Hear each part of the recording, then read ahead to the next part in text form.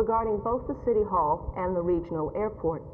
Citizens for Representative Government President Don Fielding doesn't want to give out the specifics of his proposal now, but Fielding does say that his proposal will be more interesting and different than anything else that's been said on the question of the Dallas City Hall.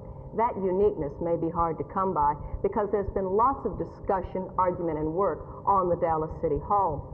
Earlier this spring, the first bids came in well over the amount of money allotted for the project. The Dallas Council decided to ask the architects to redo the specifications with deletions and deferments. The idea is to get the bids back within the amount of money left for the project. That's $26 million. The architects said they could, so this Monday they'll be back to ask for the bidding once more. This is Teal Salon reporting for Channel 8 News on the Move.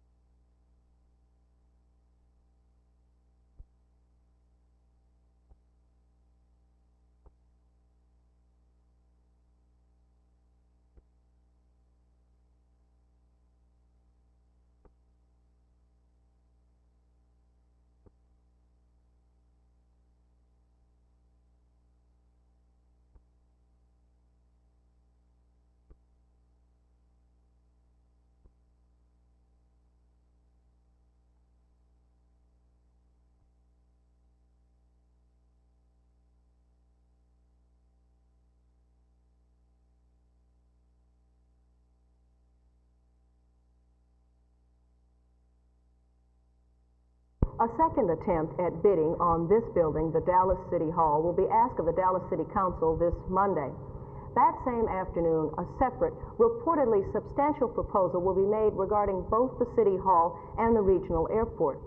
Citizens for Representative Government President Don Fielding says he doesn't want to give out the specifics of his proposal now, but he does say that his proposal will be more interesting and different than anything else that's been said about the Dallas City Hall. That uniqueness may be hard to accomplish because there's been lots of discussion, argument, and work on the proposed Dallas City Hall.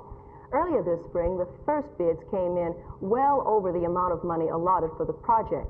The Dallas Council voted to ask the architects to redo the specifications with deletions and deferments. The idea is to get the bids within the $26 million of voted bond money left for the project. The architects said they could, so this Monday they'll be back to ask for the rebidding once more. This is Teal Salon reporting for Channel 8 News on the Move.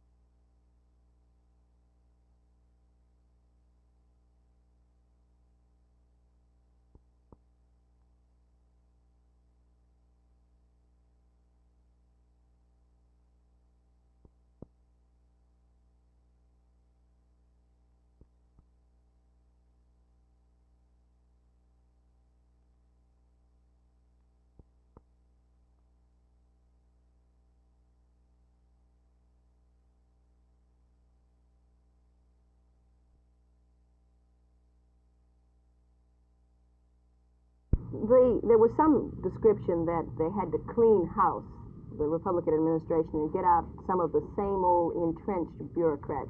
Do you think of yourself as an entrenched bureaucrat? Well, Teal, maybe, but I doubt it, you know. If you were thought of an entrenched bureaucrat, it was the Republican administration of Eisenhower who dug the trench. What about your successor? What kind of... I don't have any idea. I didn't have enough time to give it a lot of thought. I owed people, I thought, the benefits of my experience that I brought to the business, and I've had to jump over many a manhole that would have helped other people. I think that we haven't done a good job by any means, but we have done a much better job than most places in providing for all Americans a decent home, or at least the opportunity to get a decent home.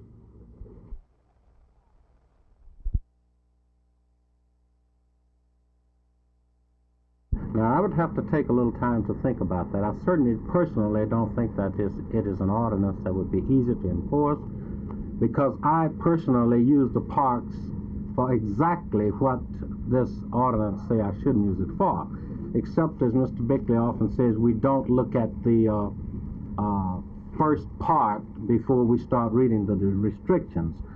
But it does concern me as a citizen of this city that it could be quite restrictive in my personal behavior in a park. Do you feel that the city council maybe should have consulted you and your group about this ordinance before discussing it? Well, I think we certainly could have given the city council some valuable information as regards to the feelings of other people in all of the communities about such an ordinance. I don't know exactly how the community would have reacted to it. Certainly, I don't want to speak for them, but perhaps they should have had the opportunity to express something about an ordinance like this.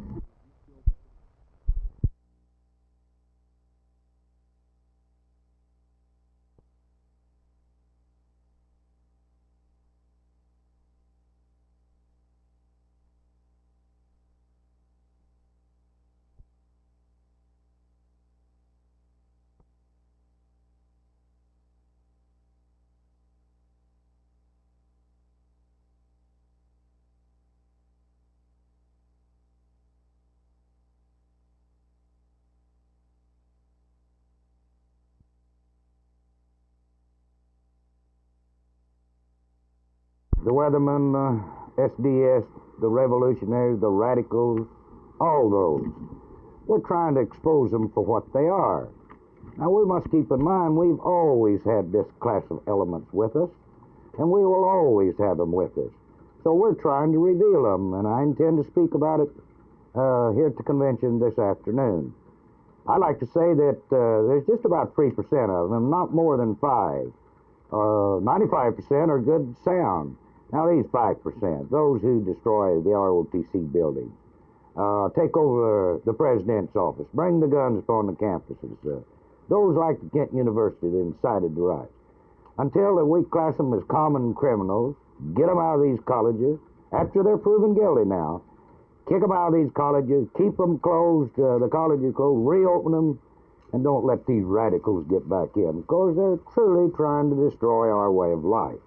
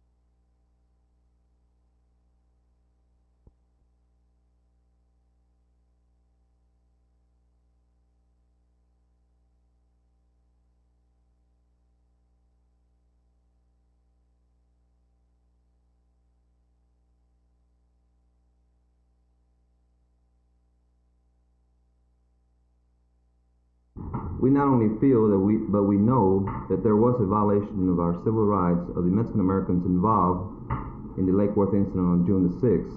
We have done our preliminary investigation and given the Justice Department a basis on which to work from.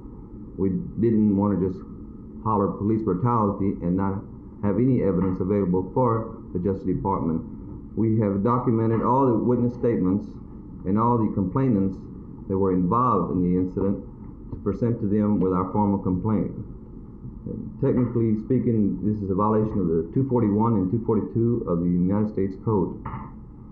We feel like the grand jury here in Tarrant County did us an injustice, not only by exonerating the police, but by patting them on the back for beating on the Mexican Americans on June the 6th. We think that the Justice Department, through the Civil Rights Division and the Criminal Division, will be able to thoroughly investigate this thing before any statements are released from them. We feel that the grand jury in Tarrant County merely talked to a few of the witnesses that we took up there ourselves and would not talk to all the complainants and all the witnesses, but they did talk to all the policemen involved. We feel they did not thoroughly investigate it because we are still doing some investigation on our own, and they didn't even bother to ask us for any of our statements. So we feel like the Justice Department is our only course to follow.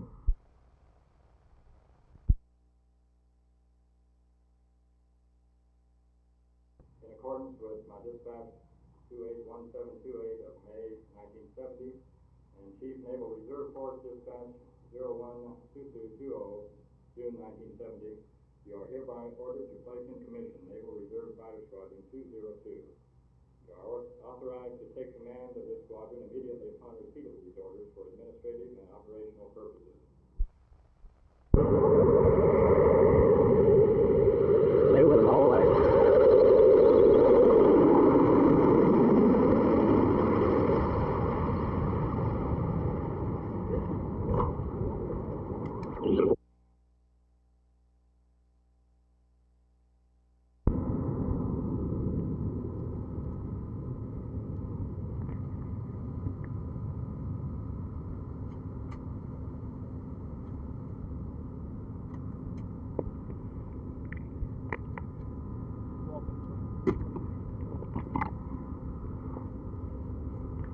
Sergeant Ramsey, what difference does it make what color your car is?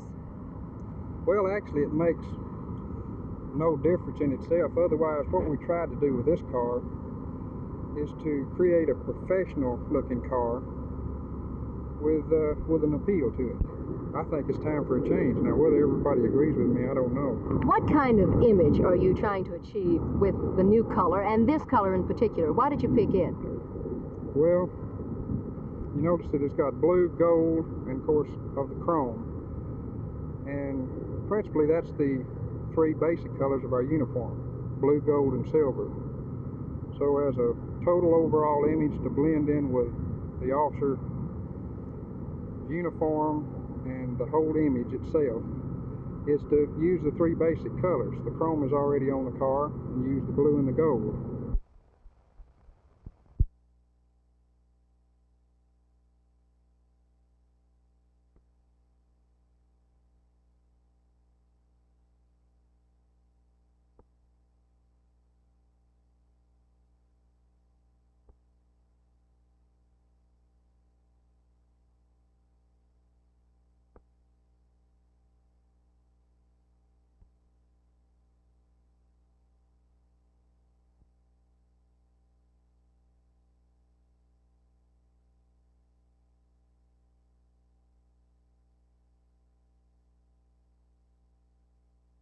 Have you come to the United States to arrange this tour because you feel that Americans care more at this point about meeting royalty than other people of other nationalities? Or do Americans are they still infatuated with royalty?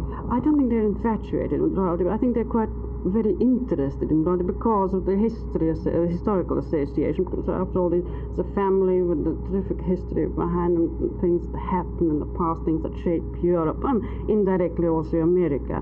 And if they can get close to these people to understand the motivations, they probably even understand their own history much more than, for instance, just looking at people when they come back. The same question. What will be the character of the tour? What will it be like in its nature? Well, the guests, as we call them in our tour, will travel as aristocrats. They'll be treated as aristocrats. They'll have the same comforts, for instance. They'll arrive, and their arrival point is London, of course, and they'll have private limousines in London, of course, Rolls-Royces. They'll have private maids. They'll have a private lounge where they will be at home to their visitors, because they will be receiving, not only being invited to homes, but they'll be receiving visitors. They'll be treated like aristocracy throughout Europe.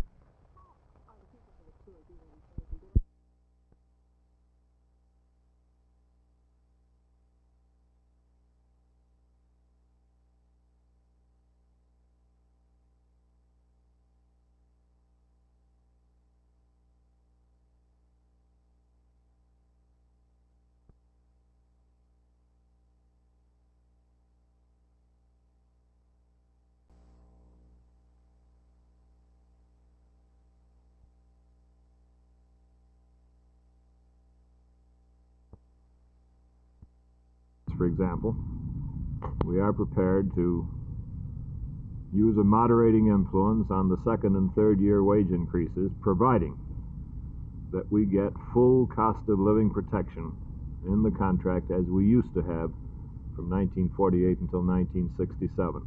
Is it not your position to stick fast to a substantial raise in your negotiations now? There has to be a substantial wage in the beginning part of the contract. As to what it will be in the second and third years of that contract is dependent upon us getting unlimited cost of living protection.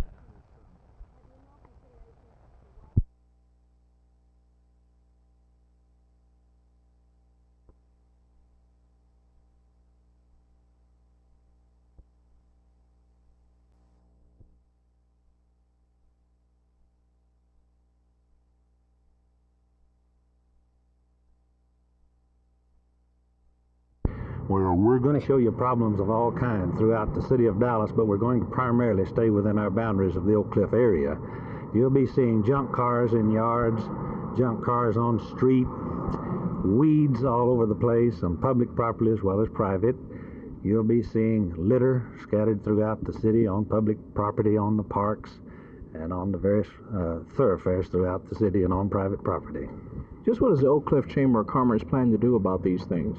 Well, just for today, for example, we're taking the Executive 100 on their first tour, the same tour that we showed the City Council and the department heads of the City of Dallas 8 months ago. We plan on soliciting their aid to make reports through our chamber here that will be forwarded to the City of Dallas. These problems, they're going to note the problems and the addresses throughout the Oak Cliff area.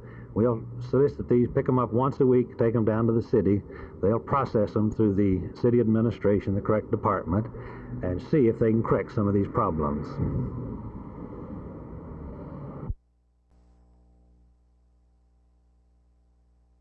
And I think it's a problem of all people, and perhaps better than 50% of the problem is with the quote, older adult.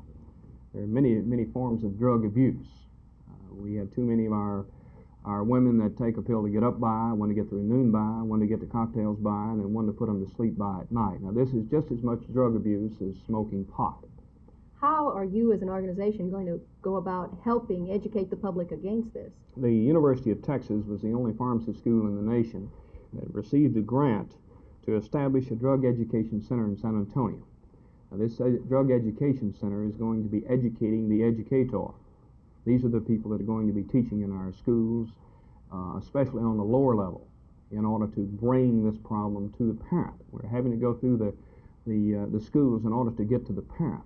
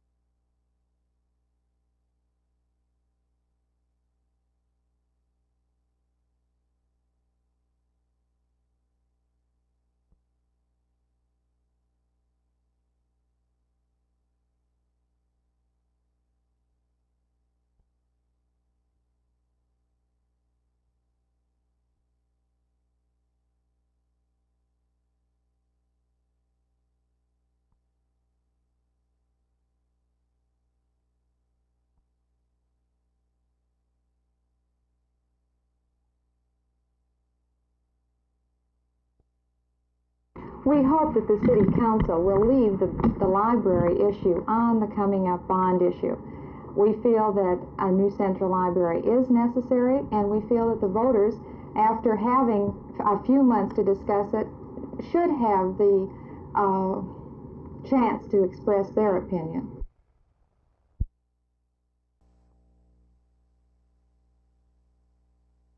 The administration has sat silently by while huge increases have been effected in the construction industry, and I might say the prototype settlements in construction are usually made in heavy construction, which involve highways, bridges, and dams, for which the federal government is almost the sole customer. They have great leverage, have not used that leverage. They've also sat by while other big settlements have been made.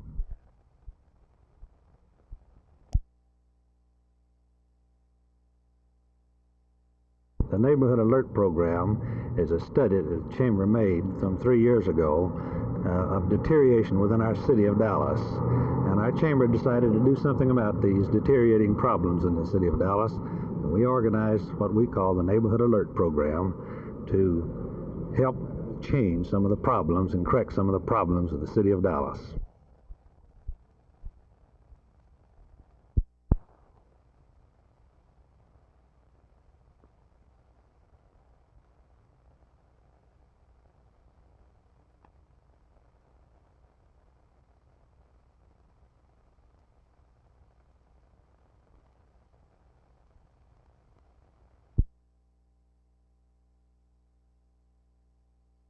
We call exorbitant rents, where our people really believe that the rents being charged in the black community are comparable to rents being charged in the white community, and they do not feel that the services are comparable.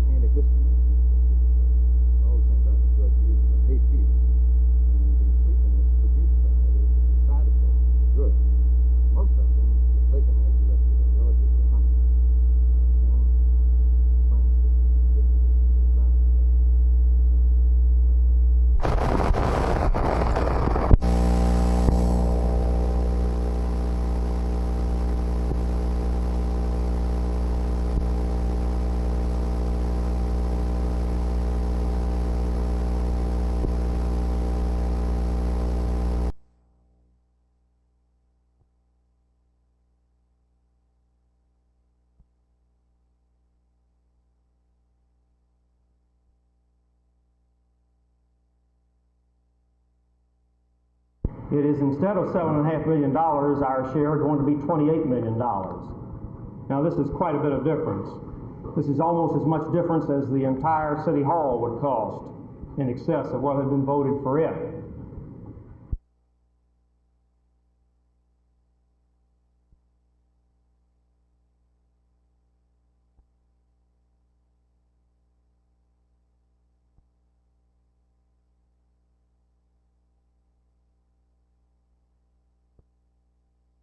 I have no question that it will, Jess. We've seen this in the past.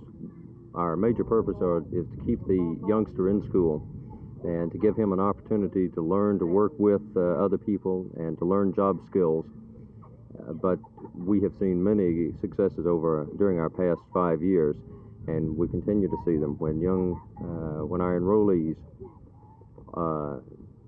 continue in school, they become involved in social clubs in school or become involved in academic clubs in school, and many of them at the point of when they're first involved with our program or about to drop out of school, we can't help but believe that we're not doing some good.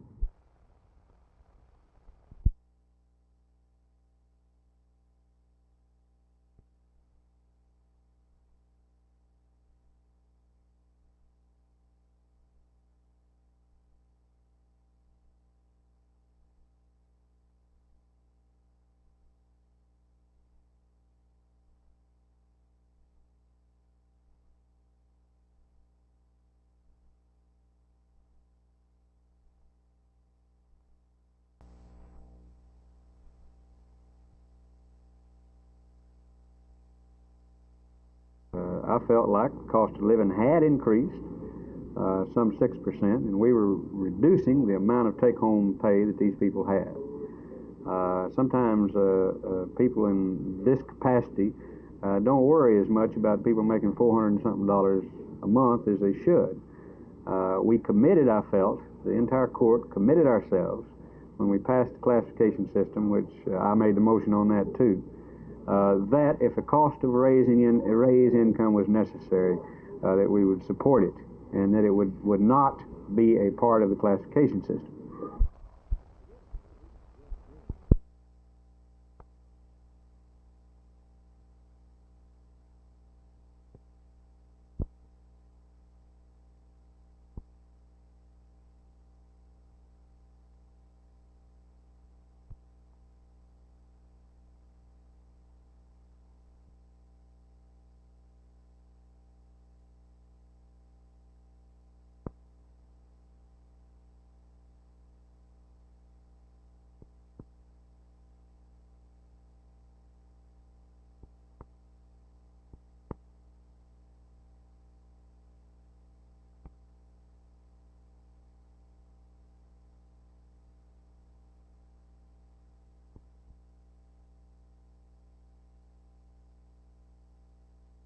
With regard to the interest rates paid on savings deposits of the public,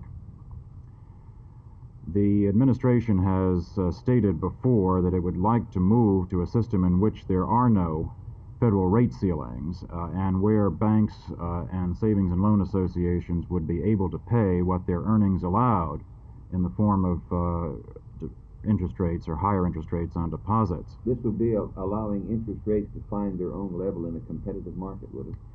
That's right, but as a practical matter, the Federal Reserve Board and the FDIC and the Federal Home Loan Bank Board, which share this rate-making authority at the federal level, are very concerned about the impact of any precipitous or immediate removal of these interest rates, particularly in the housing market. We are trying, through many different legislative devices, to increase the amount of money in the mortgage market.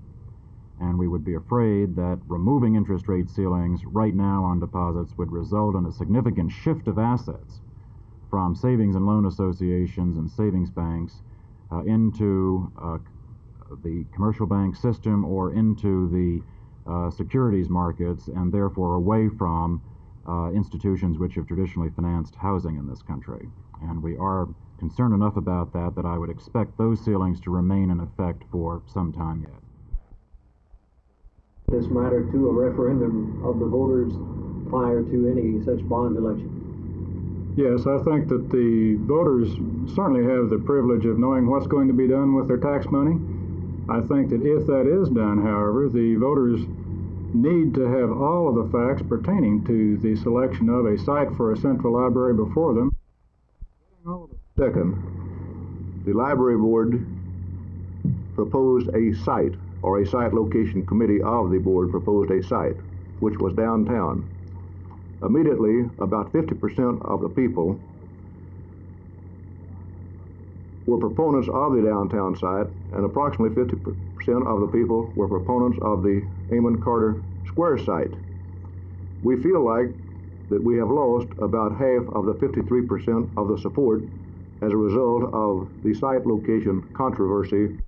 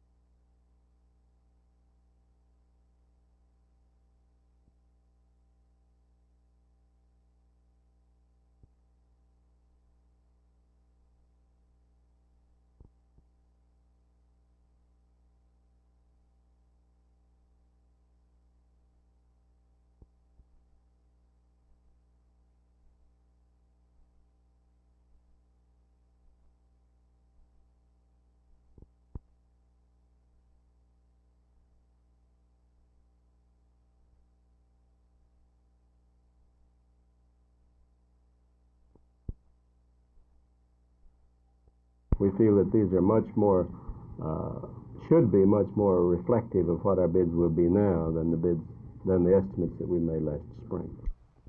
I think the general feeling is that if the bids are completely out of line, as you mentioned, we would have to set it aside and take another look.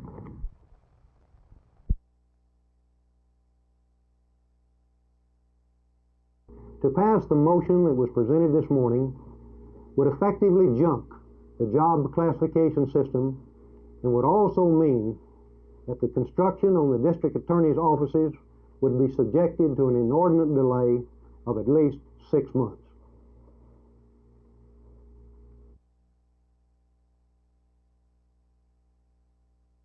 It'd be difficult for me to gauge what the city council vote next Monday will be. I would, from the discussion this morning, certainly there are a number of the councilmen that seem to favor the inclusion of the issue on the September 8 election. Others seem just as vigorously opposed to the inclusion, and I don't believe I'd care to guess what the council will do at this point.